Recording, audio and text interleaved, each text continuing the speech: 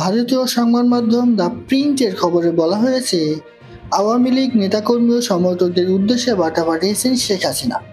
সেই বার্তায় তিনি বলেছেন, যুক্তরাষ্ট্রকে সেন্ট মার্টিন ও বঙ্গোপসাগর দিলে আমি এখনো ক্ষমতায় থাকতে পারতাম। হাসিনার পাঠানোর বিবৃতিতে বলা হয়েছে, আমি পদত্যাগ করেছি কারণ আমার লাশের মিছিল আমি দেখতে চাই না।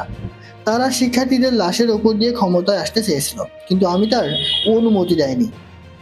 শেখ হাসিনা আরো বলেছেন, আমি এখনো দেশে থাকলে আরো অনেকে প্রাণ হারাতো, আরো অনেক সম্পদ নষ্ট হতো। এছাড়া বার্তায় কর্মীদের উদ্দেশ্যে শেখ হাসিনা বলেছেন, ইনশাল্লাহ শীঘ্রই আমি দেশে ফিরছি।